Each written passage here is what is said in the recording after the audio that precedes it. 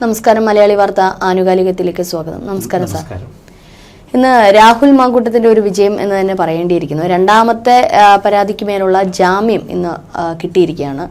അവിടെ എന്താണ് സംഭവിച്ചതെന്നുള്ള അറിയില്ല. ഒരുപക്ഷെ ഞാൻ പ്രതീക്ഷിച്ചിരുന്നത് രണ്ടാമത്തെ പരാതി കുറച്ചുകൂടി ബലപ്പെട്ടതായിരുന്നു. ബലാത്സംഗം ഉൾപ്പെടെ ക്രൂര പീഡനം ഉൾപ്പെടെയാണ് അതിജീവിതം നൽകിയ പരാതിയിലുള്ളത്. ഒരുപക്ഷെ ജാമ്യം തക്ക സമയത്ത് തന്നെ നിഷേധിക്കേണ്ടതാണ്. ആദ്യത്തേത് ഒരുപക്ഷെ ഉഭയകക്ഷി സമ്മതം എന്നൊക്കെ പറഞ്ഞ് നമുക്കൊരു സംശയത്തിന്റെ നിലയിൽ നിൽക്കുമ്പോഴും രണ്ടാമത്തെ പരാതി കുറച്ചുകൂടി സ്ട്രോങ് ആയിരുന്നു. പക്ഷേ എവിടെയാണ് ഒരുപക്ഷെ പ്രോസിക്യൂഷൻ ആണോ എന്താണ് പാളിച്ച സംഭവിച്ചെന്നറിയില്ല, അല്ലെങ്കിൽ തെളിവുകളുടെ അഭാവമാണോ എന്നുള്ളതറിയില്ല, അല്ലെങ്കിൽ രാഹുൽ അതുക്കും മേലെ മറ്റെന്തെങ്കിലും കാണിച്ചിട്ടുണ്ടോ, അല്ലെങ്കിൽ മറ്റെന്തെങ്കിലും തെളിവുകൾ ഹാജരാക്കിയിട്ടുണ്ടോ എന്നൊന്നും അറിയില്ല. എന്തായാലും തൽക്കാലം ഇപ്പോൾ രാഹുലിന് ജാമ്യം കിട്ടിയിരിക്കുന്നു. ആദ്യത്തെ അറസ്റ്റ് തടഞ്ഞിരിക്കുന്നു. പക്ഷേ ചില ഉപാധികളോടെയാണ്. നാളെ പാലക്കാട് രാഹുൽ വോട്ട് ചെയ്യാൻ എത്തുമെന്നുള്ളൊരു ചില സൂചനകളും വരുന്നുണ്ട്. ഒരുപക്ഷെ ഇതിലേക്കൊക്കെ പോകുമ്പോൾ രാഹുൽ മാങ്കൂട്ടം ഇനി ഉള്ള വിചാരണ വേളയിലേക്കാണ് പോകുന്നത്. ഇനി ഒരുപക്ഷെ അറസ്റ്റ് ഉണ്ടാവാൻ സാധ്യതയില്ലായിരിക്കാം. അങ്ങനെയാണെങ്കിൽ വിചാരണയുമായി മുന്നോട്ട് പോകുമ്പോൾ ഈ കേസ് ഏത് തരത്തിലേക്കാക്കും പോകും? ഒരാളെ വളഞ്ഞിട്ട് വീഴ്ത്തുന്നതിന് ഒരു പരിധിയുണ്ട്. അതാണ് ഈ രാഹുൽ മാങ്കൂട്ടം കേസിൽ സംഭവിച്ചുകൊണ്ടിരിക്കുന്നത്. തദ്ദേശ ഭരണ തെരഞ്ഞെടുപ്പിൽ ഒരു ആയുധം കിട്ടിയ ഇടതുപക്ഷത്തിന് രാഹുൽ മാങ്കൂട്ടത്തിൽ അയാളെ വേട്ടയാടി വീഴ്ത്തുക എന്നൊരൊറ്റ തന്ത്രം. രാഹുൽ മാങ്കൂട്ടത്തിലിനെ കേരളം കണ്ട ഏറ്റവും വലിയ ലൈംഗിക വൈകൃതക്കാരനായി ഇവിടെ അവതരിപ്പിച്ചതാര? ഒരു സംസ്ഥാനത്തിൻ്റെ മുഖ്യമന്ത്രി. ഒരു ഭരണകൂടം നിയന്ത്രിക്കുന്ന മുഖ്യമന്ത്രി അത്തരമൊരു പ്രസ്താവന നടത്തണമെങ്കിൽ അതിനുവേണ്ട തെളിവുകൾ ആ ഭരണകൂടത്തിൻ്റെ പക്കലുണ്ടാകണം. ആ തെളിവുകൾ പോലീസ് സംഘത്തിൻ്റെ പക്കലുണ്ടാകണം. ആ തെളിവുകൾ ഒരു കോടതിക്ക് മുൻപാകെ ഒരു പ്രോസിക്യൂഷൻ ഉന്നയിക്കണം. അങ്ങനെ രാഹുലിന് ജാമ്യം പോലും നിഷേധിച്ച് ഒരു കുറ്റവാളി എന്ന തലത്തിൽ രാഹുലിനെ കസ്റ്റഡിയിലെടുക്കാനുള്ള, രാഹുലിനെ അറസ്റ്റ് ചെയ്യാനുള്ള ആർജവം ഒരു ഭരണകൂടത്തിനുണ്ടാകണം. ഇവിടെ പൂർണ്ണമായും ഒരു ഭരണകൂടം വീഴുമ്പോൾ നമുക്ക് മനസ്സിലാക്കാൻ കഴിയുന്നത് രാഹുൽ മാങ്കൂട്ടത്തിന് നേർക്കുള്ള ഒരു രാഷ്ട്രീയ ഗൂഢാലോചന തകർന്നടിയുന്നുവെന്നാണ്. കാരണം കേരളം കണ്ട ഏറ്റവും വലിയ ലൈംഗിക വൈകൃതക്കാരൻ എന്ന് വിളിച്ചു പറഞ്ഞത് ഒരു മുഖ്യമന്ത്രിയാണ്. എന്തുകൊണ്ട് കോൺഗ്രസിൻ്റെ വിൻസെന്റിനെ പോലെയുള്ള MLA-മാരെ നിങ്ങളിപ്പോഴും സംരക്ഷിക്കുന്നുവെന്ന് കോൺഗ്രസ് സംഘടനയോട് ചോദിച്ചതും അതേ മുഖ്യമന്ത്രിയാണ്. അതേ മുഖ്യമന്ത്രിയുടെ മുന്നിലേക്ക് തൊട്ടടുത്ത ദിവസം നാളെ പാലക്കാട് വോട്ട് ചെയ്യാൻ രാഹുൽ എത്തും എന്ന വാർത്തകളാണ് ഏറ്റവും ഒടുവിൽ കേരളത്തിലൊരു പ്രകമ്പനമാകുന്നത്. അതിൽ സമൂഹ മാധ്യമങ്ങൾ മാത്രമല്ല, രാഹുലിന് വേണ്ടി ഇപ്പോൾ നിഷ്പക്ഷമതികളായ ഒട്ടനവധി ആളുകൾ രംഗത്തെത്തി. എന്തുകൊണ്ടാണ് ഒരു കൊടും ലൈംഗിക വൈകൃതക്കാരൻ എന്ന തലത്തിൽ കോൺഗ്രസ് നേതാക്കളും ഭരണകൂടവുമൊക്കെ പരിഹസിച്ച് വിമർശിച്ച വേട്ടയാടിയ രാഹുൽ തിരിച്ചെത്തുന്നത്? എന്തുകൊണ്ട് ജില്ലാ സെഷൻസ് കോടതിയിലെ S. നസീർ എന്ന ജഡ്ജ് ഇപ്പോൾ ഒരു മുൻകൂർ ജാമ്യം അനുവദിച്ചു? മറുവശത്ത് പോലീസ് അന്വേഷണ സംഘത്തിനെ ലീഡ് ചെയ്യുന്നത് കേരളത്തിലെ ഏറ്റവും പ്രഗത്ഭയായ IPS ഉദ്യോഗസ്ഥ G. പൂങ്കുഴലിയാണ്. അവർ പ്രമാദമായ കേസുകൾ അന്വേഷിച്ച് വളരെ പേരെടുത്ത ഒരു പോലീസ് ഉദ്യോഗസ്ഥയാണ്. കേരളത്തിലെ ഏറ്റവും നമ്പർ 1 പോലീസ് ഉദ്യോഗസ്ഥയെ കളത്തിലിറക്കി അതിശക്തമായ അന്വേഷണം നടത്തി ആളും അർത്ഥവും ഒക്കെ നൽകി പോലീസ് സംവിധാനത്തെ പൂർണ്ണമായും ഒരു പോയിന്റിലേക്ക് തിരിച്ച് എല്ലാ തെളിവെടുപ്പുകളും മണിക്കൂറുകൾക്കുള്ളിൽ ചടുലമായ വേഗതയിൽ നടത്തുന്ന ഒരു സംവിധാനമാണ് നമ്മൾ കണ്ടത്. ആ സംവിധാനമാണ് ഇപ്പോൾ തകർന്നടിഞ്ഞിരിക്കുന്നത്. മുൻകൂർ ജാമ്യം രാഹുലിന് ലഭിക്കുന്നത് അത്ര നിസ്സാര കാര്യമല്ല. ഒരു കുറ്റവാളിയെ അറസ്റ്റ് ചെയ്ത് ജാമ്യം പോലും അനുവദിക്കാതെ എത്ര കാലം ജയിലിൽ സൂക്ഷിക്കുന്നു? നമ്മൾ ഇപ്പോൾ നടി ആക്രമിക്കപ്പെട്ട കേസ് കണ്ടു. അതിൽ പൾസർ സുനി അടക്കമുള്ള 6 പ്രതികൾ 7.5 വർഷക്കാലം ജയിലിൽ അഴിയണിയവരാണ്. ദിലീപ് 85 ദിവസം ജയിലഴിക്കുള്ളിൽ കടന്നു. അതൊരു കൊടും ക്രൂര ബലാത്സംഗം, ഒരു കൊട്ടേഷൻ ബലാത്സംഗമാണ്. രാഹുൽ മാങ്കൂട്ടത്തിൻ്റെ കേസ് വരുമ്പോൾ അത് ഏറെ വേറിട്ട് നിൽക്കുന്നു. എവിടെയാണ് എന്ന് ചോദിച്ചാൽ അത് 2 വ്യക്തികൾ തമ്മിലുള്ള സ്വകാര്യതയിലൂന്നിയ ഒരു പരാതിയാണ്. ഈ വ്യക്തികൾക്കിടയിൽ ഒളിഞ്ഞിരിക്കുന്ന സത്യം അത് കണ്ടെത്തുക എന്നൊരു വലിയ ദൗത്യമാണ് കോടതി ഏറ്റെടുക്കുന്നത്.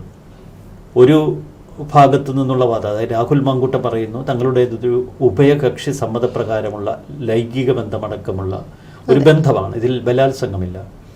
മറുവശത്ത് ഇര പരാതിയിൽ പറയുന്നത് വിവാഹ വാഗ്ദാനം നൽകി തന്നെ ബലാത്സംഗം ചെയ്തുവെന്നാണ്. ഇവിടെ ഉഭയകക്ഷി സമ്മതപ്രകാരമുള്ള ആദ്യ ഹർജി നമ്മൾ അതിജീവിത നമ്പർ 1 കണ്ടു. ഇതിപ്പോൾ അതിജീവിത 2 ആണ്. അതിജീവിത 3 നാളെ വരുമെന്നാണ് ഇപ്പോൾ പുറത്ത് കേൾക്കുന്നത്. വീണ്ടും ഒരു പരാതി കൂടി വരുമെന്ന്. അതൊക്കെ വരട്ടെ, അപ്പോൾ അതിലേക്ക് കിടക്കാം. പക്ഷേ ഈ രണ്ടാം പരാതി എങ്ങനെയാണ് വന്നത്? അവിടെ നമുക്ക് അന്വേഷണം തുടങ്ങണം. ആദ്യ പരാതിയിന്മേൽ പോലീസ് കേസെടുക്കുന്നു. ആ പരാതി മുഖ്യമന്ത്രിയുടെ ഓഫീസിലാണ് പരാതിക്കാരെ കൊണ്ടുവന്ന് കൊടുക്കുന്നത്. അവിടെ തുടങ്ങുന്നു അസ്വാഭാവികതകൾ. മുഖ്യമന്ത്രിയുടെ കയ്യിലല്ല ഇത്തരം കേസുകളിൽ ഒരു അതിജീവിത പരാതി കൊണ്ടുപോയി കൊടുക്കേണ്ടത്. പിന്നീട് മുഖ്യമന്ത്രിയുടെ ഓഫീസ് ക്രൈംബ്രാഞ്ച് സംഘത്തെ ഏൽപ്പിക്കുന്നു. ചടുലമായ നീക്കങ്ങൾ, അതിലൊക്കെ അസ്വാഭാവികതയുണ്ടായിരുന്നു. രായ്ക്ക് രാമാനും ഈ പരാതിക്കാരിയുടെ മൊഴിയെടുക്കുന്നു. തൊട്ടടുത്ത ദിവസം തന്നെ പ്രത്യേക അന്വേഷണ സംഘത്തെ രൂപീകരിക്കുന്നു. ഒളിവിൽ പോയ രാഹുൽ മാങ്കൂട്ടത്തിലിനെ തേടി പാലക്കാട് നിന്ന് പ്രത്യേക അന്വേഷണ സംഘം തമിഴ്നാട്ടിലേക്ക് കുതിക്കുന്നു, കർണാടകയിലേക്ക് കുതിക്കുന്നു. രാഹുൽ മാങ്കൂട്ടത്തിനെതിരെയുള്ള FIR കോടതിക്ക് മുൻപാകെ കൊണ്ടുവന്ന് അതിശക്തമായ വാദം പ്രോസിക്യൂഷൻ ഉയർത്തുന്നു. മറുഭാഗം ഒരു മുൻകൂർ ജാമ്യത്തിന് വേണ്ടി ശ്രമിക്കുന്നു. ആ വാദം നടക്കുന്നതിനിടയിൽ രാഹുലിന് ജാമ്യം നൽകരുത് എന്ന ഒരൊറ്റ ഉദ്ദേശത്തിൽ പെട്ടെന്ന് തന്നെ മറ്റൊരു കേസിലേക്ക് ഫോക്കസ് തിരിയുന്നു.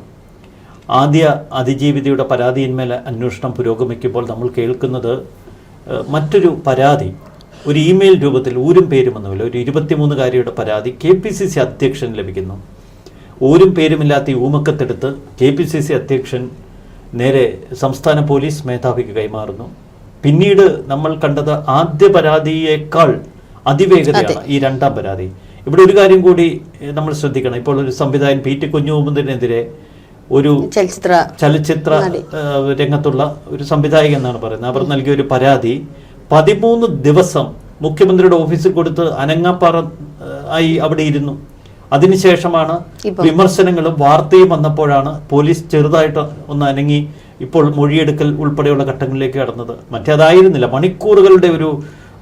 മണിക്കൂറുകൾക്കുള്ളിൽ എല്ലാം നീക്കി രാഹുലിനെ അറസ്റ്റിലാക്കാനുള്ള ഒരു വ്യഗ്രതയാണ് നമ്മൾ കണ്ടത്. മറുവശത്ത് ഇവിടെയാണ് നമ്മൾ രണ്ടാം പരാതിയെക്കുറിച്ച് അന്വേഷിക്കേണ്ടത്. രണ്ടാം പരാതി സംസ്ഥാന പോലീസ് മേധാവിയുടെ കയ്യിൽ കിട്ടുന്നു. ഇമെയിൽ ഫോർവേഡ് ചെയ്ത് വന്നതാണ്. ആ പരാതിയിന്മേൽ അന്വേഷണം തുടങ്ങിയ പോലീസ് ആദ്യം തന്നെ പ്രഖ്യാപിക്കുന്നു, ഈ പരാതിക്കാരിയെ ഞങ്ങൾ ഇതിനകം തന്നെ ബന്ധപ്പെട്ടുവെന്ന്. ബംഗളൂരു സ്വദേശിനിയാണ് പരാതിക്കാരി എന്ന് പറയുന്നു. പക്ഷെ ആദ്യഘട്ടത്തിൽ പരാതിക്കാരി പരാതി നൽകാൻ തയ്യാറില്ല. പിന്നീട് വലിയ സംഭാഷണങ്ങൾ നടന്നു എന്ന വിവരം പുറത്തു വരുന്നു. പരാതിക്കാരി അപ്പോഴും മൊഴി നൽകുന്നില്ല. പക്ഷെ കോടതിയിൽ ഇതിനിടയിൽ രണ്ടാം പരാതിയിന്മേലുള്ള ജാമ്യ ഹർജി രാഹുൽ മാങ്കൂട്ടത്തിന് വേണ്ടി അഭിഭാഷകൻ സമർപ്പിക്കുന്നു. അതിനൊരു ടൈമിംഗ് കൂടിയുണ്ട്. ആദ്യ പരാതി ജില്ലാ സെഷൻസ് കോടതിയിൽ ആദ്യ പരാതിയിന്മേലുള്ള ജാമ്യ ഹർജി ജില്ലാ സെഷൻസ് കോടതി തള്ളിയപ്പോൾ S. രാജീവ് എന്ന മികച്ച അഭിഭാഷകൻ ഹൈക്കോടതിയെ സമീപിച്ചു. ഹൈക്കോടതി ഫയൽ സ്വീകരിച്ചു ജാമ്യാപേക്ഷ. പക്ഷെ 15-ാം തീയതിയെ വാദം കേൾക്കൂ. S. രാജീവ് എന്ന അഭിഭാഷകൻ പറഞ്ഞു 15-ാം തീയതി വാദം കേട്ടാൽ മതി. പക്ഷെ അതുവരെ നോട്ട് ടു അറസ്റ്റ് രാഹുൽ മാങ്കൂട്ടത്തിന് ഒരു കൊടുക്കണമെന്ന് പറഞ്ഞത് ഹൈക്കോടതി അംഗീകരിച്ചു. അതൊരു വലിയ വിജയമായിരുന്നു. ആ വിജയം അക്ഷരാർത്ഥത്തിൽ ഭരണകൂടത്തെ വിറപ്പിച്ചു കളഞ്ഞു. ആ വിജയത്തിന്റെ ഒരു ആഘോഷത്തിമിർപ്പിലാണ് അവിടെ മറ്റൊരു കാര്യം കൂടെ അല്ലേ ഹൈക്കോടതി ചൂണ്ടിക്കാണിക്കുന്നത്. കാരണം ഇപ്പോൾ ഉഭയകക്ഷി സമ്മതപ്രകാരം എന്ന് പറഞ്ഞതുകൊണ്ടാണ് ആ താൽക്കാലികമായിട്ടുള്ള അറസ്റ്റ് ഇപ്പോൾ നിർത്തിവെച്ചിരിക്കുന്നത്. അവിടെ മറ്റൊരു ചോദ്യം കൂടെ, നമ്മളെപ്പോഴും ഇരയോടൊപ്പം അല്ലെങ്കിൽ പറയുന്ന അതിജീവിതയോടൊപ്പം സ്ത്രീപക്ഷത്തോടൊപ്പം കാണിക്കുന്ന മാധ്യമ വിചാരണകളും ജനങ്ങളും ഒക്കെയാണ്. പക്ഷേ മറുഭാഗം കൂടി കേൾക്കണം എന്നുള്ള ഒരു നീതിദേവതയുടെ ഒരു മാറ്റം കൂടെ അല്ലേ അത് ഒരു പക്ഷേ ഈ സമൂഹത്തിലേക്ക് അത് ചൂണ്ടിക്കാണിക്കുന്നത്. കാരണം ഒരു ഭാഗം മാത്രമല്ല, മറ്റൊരു ഭാഗവും കൂടെ കേൾക്കണം, മറ്റൊരു വാദവും കൂടെ കേൾക്കണം എന്നുള്ളത്. തീർച്ചയായിട്ടും ഞാൻ പറഞ്ഞു വരുന്ന ഈ ഒരു മുഴുവൻ കഥ അതിൻ്റെ ഒരു വ്യക്തതയ്ക്ക് വേണ്ടിയാണ്. കാരണം രണ്ടാം പരാതിയിന്മേലുള്ള ഈ മുൻകൂർ ജാമ്യ ഹർജിയുമായി സെഷൻസ് കോടതിയെ സമീപിക്കുമ്പോൾ ആദ്യ കേസിൽ നിന്ന് കുറച്ച് വ്യത്യസ്തമാണ് രാഹുലിൻ്റെ അപ്പോഴത്തെ ഒരു നിലപാട്. ആദ്യ കേസ് ഏറെ കെട്ടിപ്പൊക്കിയ ഒരുപാട് ഊഹാപോഹങ്ങൾ പ്രചരിച്ച ഒരു കാലഘട്ടത്തിലായിരുന്നു. അന്ന് 60 വയസ്സുകാരി മുതൽ കൊച്ചു കുട്ടികൾ വരെയുള്ളവരെ പീഡിപ്പിക്കുന്ന ഒരു ലൈംഗിക വൈകൃതക്കാരൻ എന്ന ഒരു വിശേഷണത്തിലായിരുന്നു കോടതിയുടെ മുന്നിൽ രാഹുൽ നിന്നതെങ്കിൽ രണ്ടാം പരാതി എത്തുമ്പോൾ ഹൈക്കോടതി ഒരു നോട്ട് ടു അറസ്റ്റ് ഇഷ്യൂ ചെയ്തൊരു കാലഘട്ടമാണ്, സമയമാണ്. അപ്പോൾ ഇത് ജില്ലാ കോടതിയുടെ മുന്നിലുണ്ട്. അവിടെ നേരത്തെ ജില്ലാ സെഷൻസ് കോടതി നടത്തിയ നിരീക്ഷണങ്ങൾ അവരുടെ മുന്നിലുണ്ട്. ആദ്യ പരാതിയിലെ പല പൊള്ളത്തരങ്ങളും പൊളിച്ചടുക്കിയ ഒരു വിധിന്യായമാണത്. ഹൈക്കോടതിക്ക് മുൻപിലും S. രാജീവ് എന്ന അഭിഭാഷകൻ ഉയർത്തിയത് അതേ വാദമാണ്. അവിടെ ബലാത്സംഗം നിലനിൽക്കുന്നില്ല, ഉഭയകക്ഷി സമ്മതപ്രകാരമാണ് ഇരുവരും തമ്മിലുള്ള ഈ ലൈംഗിക ബന്ധം, ഒരു തലത്തിലും അവിടെ ബലാത്സംഗമില്ല. ഗർഭചിത്രത്തിൽ പോലും യുവതിയുടെ ഏതെങ്കിലും തലത്തിലുള്ള ഒരു ഇടപെടൽ ഉണ്ടായോ ഒരു അനുവാദം കൊടുക്കലുണ്ടായോ എന്ന സംശയം കോടതിക്ക് പോലും ജനിപ്പിക്കുന്ന തലത്തിലാണ് രാഹുലിൻ്റെ അഭിഭാഷകൻ കോടതിയിൽ വാദമുന്നയിച്ചത്. അപ്പോൾ ഈ യാഥാർത്ഥ്യം സെഷൻസ് കോടതിയുടെ മുന്നിലുണ്ട്. സെഷൻസ് കോടതിയുടെ മുന്നിൽ മുൻകൂർ ജാമ്യഹർജി നൽകുമ്പോൾ പ്രോസിക്യൂഷൻ്റെ ഭാഗത്ത് ഇരയുടെ മൊഴിയില്ല, ഇരയുടെ ഐഡൻറ്റിറ്റി ഇല്ല, ഊരും പേരുമില്ലാത്ത ഒരു പരാതിയിന്മേൽ സ്വീകരിച്ച FIR ആണ് എന്ന ആദ്യഘട്ടം നിലനിൽക്കുന്നു. അവിടെ വളരെ പാഞ്ഞ് പൂങ്കുഴിയിലെ പെട്ടെന്ന് പിണറായി വിജയൻ ഈ ഒരു അന്വേഷണ ടീമിൻ്റെ തലവയാക്കിയത് തന്നെ പ്രത്യേക ഉദ്ദേശത്തിലാണ്. എത്രയും പെട്ടെന്ന് പരാതിക്കാരിയായ ആ സ്ത്രീയെ കണ്ടുപിടിച്ച് അവരിൽ നിന്ന് ഒരു മൊഴി രേഖപ്പെടുത്തി ഈ കോടതിയിൽ സമർപ്പിക്കണം. ആദ്യ വാദം കഴിഞ്ഞതിന് ശേഷം വിധി പറയാൻ 3 ദിവസത്തേക്ക് മാറ്റിവെച്ചു. ഈ ദിവസങ്ങൾക്കുള്ളിൽ പരാതിക്കാരി കണ്ടെത്തി എന്നാണ് അന്വേഷണ സംഘം പറയുന്നത്. പരാതിക്കാരിയെ കേരളത്തിലേക്ക് വിളിപ്പിച്ചു വരുത്തി അവരിൽ നിന്ന് വിശദമായ മൊഴി രേഖപ്പെടുത്തി. ഈ മൊഴിയിൽ പരാതിക്കാരി പറയുന്ന ഭാഗം നമ്മൾ അടിവരയിട്ട് ശ്രദ്ധിക്കണം. പരാതിക്കാരി പറയുന്നത്, സമൂഹ മാധ്യമത്തിലൂടെ 2023 ഞാൻ രാഹുൽ മാങ്കൂട്ടത്തിലിനെ പരിചയപ്പെടുന്നു. ഇവിടെ പരാതിക്കാരിയാണ് പരിചയപ്പെടുന്നത്. 2, ഞങ്ങളുടെ സൗഹൃദം തീവ്രമായിരുന്നു. 3, ഞങ്ങളുടെ സൗഹൃദം വളരുന്നതിനിടയിൽ എന്നോട് ഒരു വിവാഹോലോചന നടത്തി രാഹുൽ മാങ്കൂട്ടം. തുടർന്ന് രാഹുൽ തൻ്റെ വീട്ടിലെത്തി ആ പെൺകുട്ടിയെ വിവാഹം കഴിക്കാൻ താല്പര്യമുണ്ട് എന്ന് വീട്ടുകാരോട് പറയുന്നു. വീട്ടുകാർ അപ്പോൾ യോജിക്കുന്നില്ല. ഈ ഒരു രാഹുലിന് ഈ യുവതിയെ വിവാഹം കഴിച്ചു കൊടുക്കാനുള്ള താല്പര്യം പ്രകടിപ്പിക്കുന്നില്ല. തങ്ങൾക്ക് താല്പര്യമില്ല എന്ന് പറഞ്ഞൊഴിയുന്നു. എന്നാൽ പിന്നീട് യുവതിയും രാഹുലും തമ്മിലുള്ള ബന്ധം തുടരുന്നു. ഇതിനിടയിൽ കേരളത്തിലേക്ക് വരുന്ന യുവതിയുമായി തനിക്ക് സംസാരിക്കാനുണ്ട് എന്ന് പറഞ്ഞ് രാഹുൽ ഒരു ഹോം സ്റ്റേയിലേക്ക് ഫെനി നൈനാൻ എന്ന സുഹൃത്തുമൊത്ത് കൂട്ടിക്കൊണ്ടുപോയി. അവിടെ വെച്ചാണ് ബലാത്സംഗം നടക്കുന്നത്. അപ്പോൾ യുവതി കേരളത്തിലെത്തി രാഹുലുമായി സംസാരിക്കാൻ ഈ ഹോം സ്റ്റേയിലേക്ക് പോകുന്നു. ഇവിടെ ചില സംശയങ്ങൾ സ്വാഭാവികമാണ്. എന്തുകൊണ്ടാണ് വീട്ടുകാർ എതിർത്തിട്ടും ഈ യുവതി വീണ്ടും രാഹുലിലേക്ക് അടുത്തത്? എന്തുകൊണ്ടാണ് സ്വന്തം വീട്ടുകാർ ഇത്തരമൊരു വിവാഹത്തിന് സമ്മതിക്കാതിരുന്നിട്ടും രാഹുലിൻ്റെ നിർബന്ധത്തിന് വഴങ്ങിയ യുവതി ഈ ഹോം സ്റ്റേയിലേക്ക് പോയത്? ആ ഹോം സ്റ്റേയിലെത്തിയ യുവതിയെ രാഹുൽ ക്രൂരമായി ബലാത്സംഗം ചെയ്തു. ശരീരത്തിൽ മുറിവുകൾ പോലും ഉണ്ടായി. ശ്വാസം നിലയ്ക്കുന്ന തലത്തിലെത്തിയിട്ടും അയാൾ തൻ്റെ ലൈംഗിക പീഡനം തുടർന്നുവെന്നാണ് മൊഴിയിലുള്ളത്. ആദ്യഘട്ട പരാതിയിലും സമാനമായ ആരോപണങ്ങളുണ്ടായിരുന്നു. തുടർന്ന് യുവതി രാഹുലിനോട് വീണ്ടും തന്നെ വിവാഹം കഴിക്കാൻ ആവശ്യപ്പെടുന്നു. പക്ഷേ രാഹുൽ എന്താണ് അവിടെ ചെയ്തത്? രാഹുൽ ഈ യുവതിയുടെ വീട്ടിലെത്തി ബഹളം വെച്ചു എന്നാണ്. എനിക്ക് വിവാഹം കഴിക്കാൻ താല്പര്യമില്ല എന്ന് പറഞ്ഞ് യുവതിയുടെ വീട്ടിലെത്തി രാഹുൽ ബഹളം വെച്ചു എന്നാണ് ഈ പരാതിയിലും മൊഴിയിലുള്ളത്. ഇവിടെ അടിസ്ഥാനപരമായ ഒട്ടനവധി ദുരൂഹതകളും സംശയങ്ങളും നിലനിൽക്കുന്നു. അപ്പോൾ നമ്മൾ സ്വാഭാവികമായിട്ടും ആദ്യഘട്ടത്തിൽ ഇവരുടെ ഒരു സൗഹൃദവും പിന്നീട് ഈ കേസ് യാഥാർത്ഥ്യമാണെങ്കിൽ നമുക്കറിയില്ല, പരാതിക്കാരിയെക്കുറിച്ച് നമുക്കറിയില്ല, പരാതിയുടെ ഉത്ഭവത്തെക്കുറിച്ച് അറിയില്ല, ഊരും പേരുമില്ലാത്ത ഒരു ഊമക്കത്തിൽ നിന്ന് തുടങ്ങി FIR ഇട്ട് ഒടുവിൽ അന്വേഷണം ഈ ഘട്ടത്തിലെത്തി നിൽക്കുന്നു. ഇവിടെ കോടതി ഒരു മുൻകൂർ ജാമ്യം അനുവദിക്കുമ്പോൾ ആദ്യ കേസിൽ നിന്നും ഏറെ ദുർബലമാണ് രണ്ടാം കേസ് എന്ന് വേണം നമ്മൾ മനസ്സിലാക്കാൻ. അപ്പോൾ അടിസ്ഥാനപരമായി ഉഭയകക്ഷി സമ്മതം, അതിൻ പ്രകാരമുള്ള ഒരു ലൈംഗിക ബന്ധം, ഗർഭചിത്രത്തിൽ പോലും രാഹുലിൻ്റെ ഇടപെടലുകളും ഭീഷണിയും സംശയിക്കുന്ന സാഹചര്യം, അത് നിലനിൽക്കുന്ന ആദ്യ പരാതിയേക്കാൾ ദുർബലമാണ് രണ്ടാം പരാതി. കാരണം ആദ്യ പരാതിയിൽ മുൻകൂർ ജാമ്യം സെഷൻസ് കോടതി കൊടുത്തില്ല. ആദ്യ പരാതി നിലനിൽക്കെ ഇയാളൊരു ലൈംഗിക വൈകൃതക്കാരനാണ്, സ്ഥിരം കുറ്റവാളിയാണ് എന്നൊക്കെ രൂക്ഷമായി കോടതിയിൽ വാദമുഖം ഉന്നയിക്കുന്നുണ്ട് രണ്ടാം പരാതിയിൽ പ്രോസിക്യൂഷൻ. എന്നിട്ട് കോടതി അത് അഡ്മിറ്റ് ചെയ്യുന്നില്ല.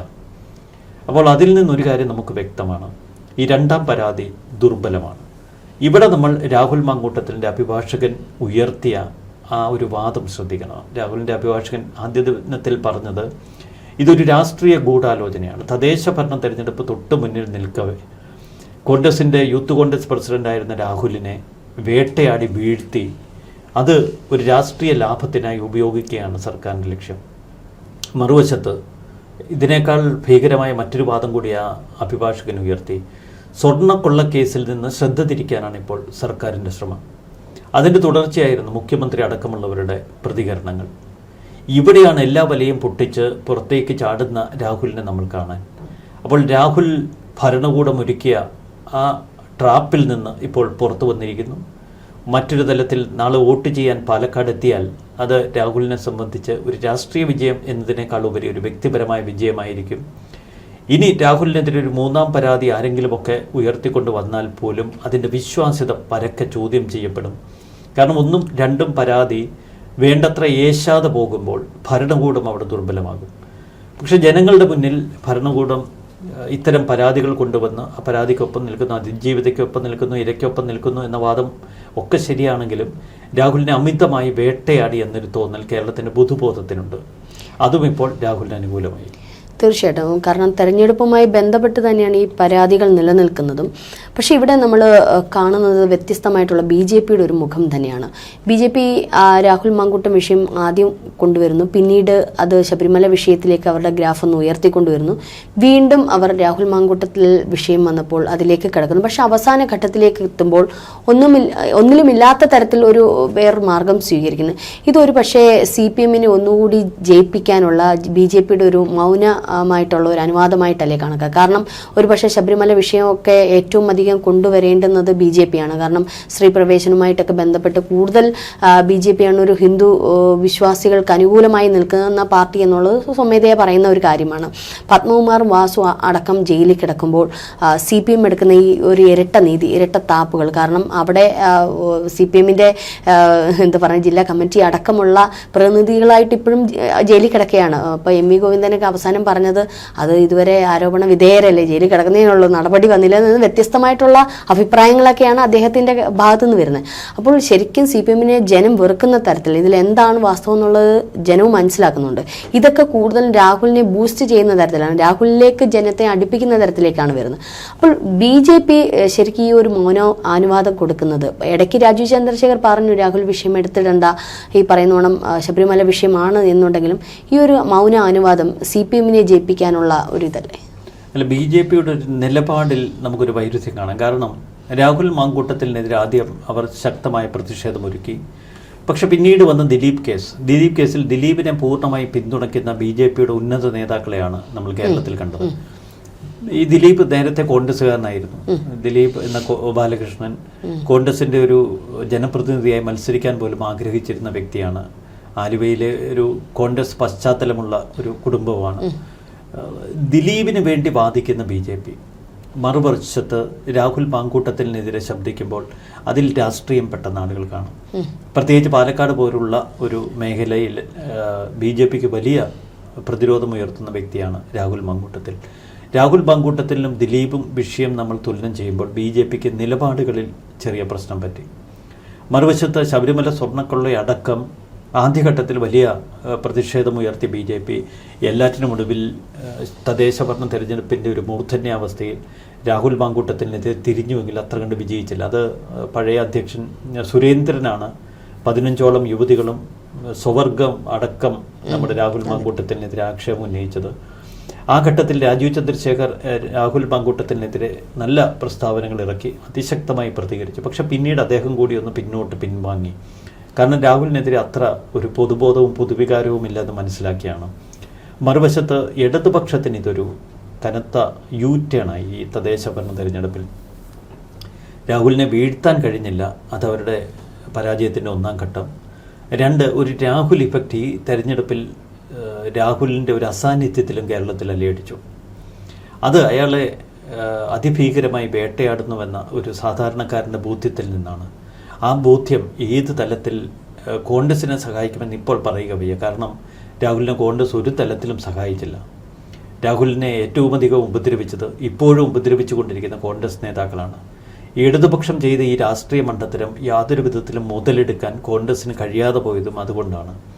ആദ്യഘട്ടം മുതൽ കോൺഗ്രസ് കാട്ടിയ ഒരു വിഡ്ഢിത്തങ്ങളുടെ ഒരു നീണ്ട നിരയുണ്ട്.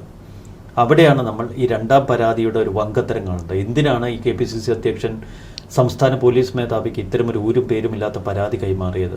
അതിൽ കോൺഗ്രസ് പ്രവർത്തകർക്കും അനുഭാവികൾക്കും ഒക്കെ ശക്തമായ എതിർപ്പ് ഇപ്പോഴും അവരുടെ മനസ്സിലുണ്ട്. ആദ്യം ഏതോ കോണിൽ നിന്ന് ചാനലുകളിൽ ഉയർന്ന ഒരു ശബ്ദരേഖ, അതിന് പിന്നാലെ ഒരു വാട്സാപ്പ് ചാറ്റ്, അതിൻ്റെ പേരിലാണ് ആദ്യം രാഹുലിനെതിരെ സസ്പെൻഷൻ നടപടി പ്രഖ്യാപിക്കുന്നത്. പിന്നീട് ജില്ലാ സെഷൻസ് കോടതി ജാമ്യം നിഷേധിച്ചപ്പോൾ പാർട്ടിയിൽ നിന്ന് പുറത്താക്കുന്നു. അപ്പോൾ എല്ലാം എഴുതി തയ്യാറാക്കി വെച്ചിരുന്നു. എന്നാൽ പിന്നീട് ഹൈക്കോടതിയിൽ ജാമ്യം അനുവദിക്കുമ്പോഴോ അവിടെ കോൺഗ്രസ് വെട്ടിലായി. ഇപ്പോൾ രണ്ടാം ജാമ്യം അനുവദിക്കുമ്പോഴോ അവിടെയും പൂർണ്ണമായും കോൺഗ്രസ് വെട്ടിലായി നിൽക്കുന്നു. ഇവിടെ ഭരണകൂടത്തെ കുറ്റം പറയാൻ കോൺഗ്രസിന് അവകാശമില്ലാതെ അവർ സ്വയം ഒരു ഇരുട്ടുമുറിയിലേക്ക് കയറിയിരുന്ന കഥക് കുറ്റിയിട്ടതിന് സമാനമായി ഇപ്പോൾ. പക്ഷേ ഈ ഒരു തെരഞ്ഞെടുപ്പിൽ എത്രയെന്ന് പറഞ്ഞാലും CPM ശബരിമല വിഷയം പറഞ്ഞ നമ്മൾ ചെന്ന് വീഴുമ്പോൾ ഒരു മെത്തയ്ക്കകത്ത് വീഴുന്നത് പോലെ വലിയ ഒരു ആഘാതം ഉണ്ടാകാത്ത തരത്തിൽ തെരഞ്ഞെടുപ്പിനെ സ്വാധീനിക്കാൻ ഒരുപക്ഷെ രാഹുൽ മാങ്കൂട്ടത്തിന്റെ വിഷയം സാധിച്ചിട്ടുണ്ട്. കാരണം ഒരു പുകമറ കൊണ്ട് എന്തൊക്കെയൊന്ന് സൃഷ്ടിക്കാൻ ഒരുപക്ഷെ CPM സാധിച്ചു. അതിലൊരു വലിയ യൂറ്റേൺ നമ്മൾ കാണണം. കാരണം രാഹുൽ മാങ്കൂട്ടം വിഷയം ഉയർത്തി ശബരിമല കൊള്ളയെ പ്രതിരോധിക്കാനാണ് ഈ ഭരണകൂടവും CPM ശ്രമിക്കുന്നത് എന്ന് ജനങ്ങൾക്കിടയിൽ വലിയ ചർച്ചയായി. അത് അങ്ങനെ ഒരു മറുവശം കൂടിയുണ്ട്. തീർച്ചയായിട്ടും. ഏതായാലും തെരഞ്ഞെടുപ്പിനെ മുൻനിർത്തിക്കൊണ്ടുള്ള പല രാഷ്ട്രീയ പ്രചാരണങ്ങളും മുന്നേയും നമ്മൾ കണ്ടിട്ടുണ്ട്. പക്ഷേ ഇത്തവണത്തെ ഒരു വ്യത്യസ്തമായിട്ടുള്ള ഒരു രാഷ്ട്രീയ കളികളും തന്ത്രങ്ങളും ഒക്കെയാണ് ഒരുപക്ഷെ രണ്ട് പക്ഷത്തുനിന്നും കാണാൻ സാധിച്ചത്. ഏതായാലും രാഹുൽ മാങ്കൂട്ടത്തിന് താൽക്കാലിക ആശ്വാസമാണ്. നാളെ പാലക്കാട്ട് എത്തുന്ന രാഹുൽ മാങ്കൂട്ടത്തിനെ കാത്തിരിക്കുന്ന ഒരുപക്ഷെ പാലക്കാട്ടെ വിജയം ജനങ്ങളുടെ പ്രതികരണം, ജനവിജയം, ജനങ്ങളുടെ വോട്ട് പാലക്കാട് എല്ലാവരും ശ്രദ്ധിക്കും. കാരണം അത് ഒരു പക്ഷേ അവിടുത്തെ വിജയം രാഹുലിൻ്റെ വിജയമായിട്ട് തന്നെ കാണും. ജനവികാരം എന്താണെന്ന് ഒരു പക്ഷേ ഒരു പൊതുബോധം ഉണ്ടാവാൻ സാധ്യതയുണ്ട്. ഏതായാലും കാത്തിരുന്ന് കാണാം. നന്ദി, നമസ്കാരം.